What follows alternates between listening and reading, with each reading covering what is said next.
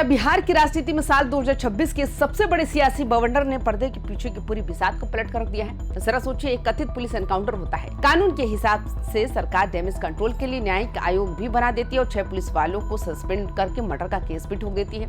लेकिन इसके बावजूद सरकार की सांसें अटकी हुई है। आखिर क्यों एक अपराधी की मौत की कहानी अब कानूनी दायरों से बाहर निकलकर सीधे ब्राह्मण सम्मान और जातीय स्वाभिमान की उस आग में बदल चुकी है जिसमें सत्ताधारी भारतीय जनता पार्टी यानी बीजेपी खुद झुलसती हुई नजर आ रही है। सबसे बड़ा सस्पेंस तो ये है कि इस बार हमला विपक्ष की तरफ से नहीं हो रहा, बल्कि सरकार के अपने ही कुनबे के बड़े बड़े महारथी अपनी ही पुलिस और मुख्यमंत्री पर बंदूकों की तरह सवाल तानकर खड़े हो गए हैं।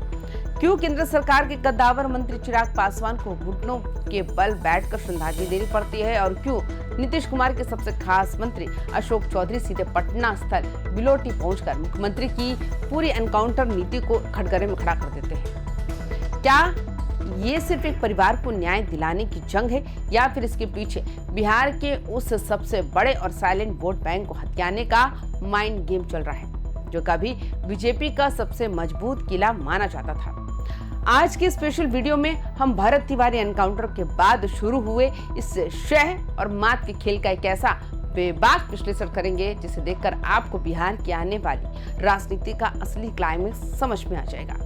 नमस्कार, आप देख रहे हैं वाईबीएन बिहार झारखंड। मैं हूं आपके साथ मुदिता त्रिपाठी। भरत तिवारी कथित एनकाउंटर के बाद सम्राट चौधरी की सरकार ने आनन फानन में कदम तो बहुत उठाए। जस्टिस विनोद कुमार सिन्हा के नेतृत्व में न्यायिक आयोग बिलोटी पहुंच भी गया, लेकिन जनता का जो गुस्सा धधक रहा था उसे हवा देने का काम एनडीए के अपने ही घटक दलों ने कर दिया। इस पूरे ड्रामे में सबसे बड़ा मोड़ तब आया जब मोदी सरकार के मंत्री और लोजपा के मुखिया चिराग पासवान खुद पीड़ित परिवार के बीच जा पहुंचे। वहां जो तस्वीरें सामने आई उसने सोशल मीडिया से लेकर टीवी चैनलों तक भूचाल ला दिया। चिराग पासवान का घुटनों के बल बैठकर भरत तिवारी की तस्वीर को नमन करना सिर्फ एक भावुक पल नहीं था, बल्कि वो बिहार के वोटर्स को एक बहुत बड़ा और लाउड मैसेज दे रहे थे। चिराग पासवान ने सीधे बिहार पुलिस के एनकाउंटर मॉडल पर ही उंगली उठा दी। इस पूरे घटनाक्रम को अगर हम एक तरह से समझे तो चिराग पासवान को जो रुख था वो साफ तौर पर ये कह रहा था, जब भरत तिवारी ने सरेंडर कर दिया था तो कानून को हाथ में लेकर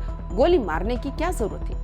उन्हें गिरफ्तार करके अदालत के सामने क्यों नहीं पेश किया गया? यानी कि सहयोगी दल के सबसे बड़े नेता ने ही नीतीश और सम्राट की पुलिस को सरेआम मुजरिमों के कटघरे में खड़ा कर दिया, जिससे बीजेपी बैकफुट पर आ गई। चिराग पासवान के इस बड़े एक्शन के बाद कहानी यही नहीं रुकी। इस पूरे मामले में दूसरा सबसे बड़ा धमाका तब हुआ जब नीतीश कुमार के सबसे भरोसेमंद और सम्राट सरकार के ही कद्दावर मंत्री अशोक चौधरी सीधे बिलोटी पहुंच गए। अब जरा गहराई से सोचिए, सरकार का ही एक कैबिनेट मंत्री अपनी ही सरकार की पुलिस के एनकाउंटर को सरेआम गलत ठहरा रहा है। अशोक चौधरी का बिलोटी जाना और वहां जाकर इस पूरी घटना को ब्राह्मण समाज के साथ हुई अनहोनी से जोड़ देना शासन के लिए सबसे असहज स्थिति पैदा कर गया। अशोक चौधरी ने इस पूरे एनकाउंटर की थ्योरी में एक ऐसा पेच फंसा दिया जिसने पुलिस महकमे के होश उड़ा दिए। उन्होंने साफ तौर पर यह सवाल उठा दिया कि इस बात की गहराई से जांच होनी चाहिए कि मौके से जो पिस्तौल दिखाई गई है वो असली थी भी या नकली। यानी सीधे तौर पर पुलिस के एविडेंस प्लांट करने के खेल पर शक जता दिया गया। लेकिन सबसे बड़ा ट्विस्ट तो उनके उस बयान में था जिसमें उन्होंने कहा कि वे खुद मुख्यमंत्री सम्राट चौधरी को इस पूरे घटनाक्रम से रूबरू कराएंगे। अब देश दुनिया जानती है कि सम्राट चौधरी सूबे के मुख्यमंत्री हैं और गृह विभाग यानी पूरी पुलिस फोर्स उन्हीं के इशारे पर चलती है। क्या मुख्यमंत्री को अपने राज्य के इतने बड़े एनकाउंटर की पल पल की रिपोर्ट नहीं होगी? बिल्कुल होगी। तो फिर अशोक चौधरी का ये कहना है कि वो सीएम को अवगत कराएंगे, ये साफ इशारा है कि जेडीयू कहीं ना कहीं इशारों में बीजेपी के मुख्यमंत्री पर एक अदृश्य राजनीतिक दबाव बनाने की कोशिश कर रही है। इतिहास गवाह है कि एक जमाने में ब्राह्मण वोटर कांग्रेस पार्टी का सबसे मजबूत और ट्रेडिशनल कोर वोट बैंक हुआ करते थे, लेकिन वक्त बदला, मंडल कमंडल की राजनीति आई और यही बड़ा वोट बैंक कांग्रेस से चिटक कर पूरी तरह भारतीय जनता पार्टी के पाले में चला गया। आज की तारीख में ब्राह्मणों को बीजेपी का सबसे कट्टर और वफादार वोटर माना जाता है, लेकिन भरत तिवारी के इस कथित एनकाउंटर के बाद इस पूरे वोट बैंक के भीतर एक भयंकर नाराजगी और छटपटाहट देखी जा रही है और इसी नाराजगी की दरार में अब बाकी पार्टियां अपना फायदा ढूंढ रही है। चिराग पासवान की लोजपा हो या नीतीश कुमार की जेडीयू, दोनों बहुत अच्छे से जानते हैं अगर इस मुद्दे के बहाने ब्राह्मण समाज में पैठ बना ली जाए तो भविष्य की राजनीति में उनका कद बीजेपी के सामने बहुत बड़ा हो जाएगा। वहीं दूसरी तरफ कांग्रेस भी इसी ताक में बैठी है, कैसे अपने इस पुराने और खोए हुए किले को दोबारा पता किया जाए। यही वजह है कि आज भरत तिवारी की मौत एक कानूनी मसला कम और बिहार की राजनीति में सवर्ण वोटर्स को लुभाने या डराने का सबसे बड़ा हथियार ज्यादा बन चुकी है। अब सबसे बड़ा सवाल ये उठता है, क्या इस पूरे बवाल का असर 30 जुलाई को होने वाले बांकीपुर उपचुनाव पर पड़ने जा रहा है? अगर हम ग्राउंड रियलिटी का बिल्कुल निष्पक्ष विश्लेषण करें तो फिलहाल बांकीपुर की सीट पर इस घटना का कोई सीधा या बड़ा असर होता नहीं दिख रहा। इसकी सबसे बड़ी वजह यह है कि बांकीपुर का इलाका कायस्थ बहुल माना जाता है, जो परंपरागत रूप से बीजेपी के सबसे पक्के और कट्टर समर्थक रहे हैं। इसलिए तात्कालिक रूप से बीजेपी को चुनाव में कोई बहुत बड़ा डैमेज होता नहीं दिख रहा। लेकिन राजनीति में आज की चाल कल का भविष्य तय करती है। आरजेडी और चुनावी रणनीतिकार से नेता बने प्रशांत किशोर दोनों की नजरें इस पूरे मामले पर टिकी हुई है। प्रशांत किशोर खुद इसी ब्राह्मण समाज से आते हैं और वो भी तुरंत बिलोटी पहुंचकर पीड़ित परिवार के साथ खड़े नजर आए थे।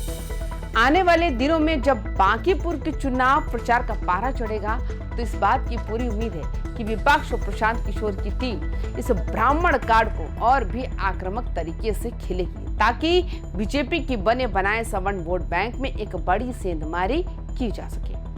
भले ही बांकीपुर का किला इस वक्त सुरक्षित दिखे, लेकिन बीजेपी की असली चिंता ये उपचुनाव नहीं बल्कि आने वाले समय का वो महासंग्राम है जहां ये वोट बैंक अगर जरा भी खिसका तो पूरी सरकार ताश के पत्तों की तरह ढह सकती है।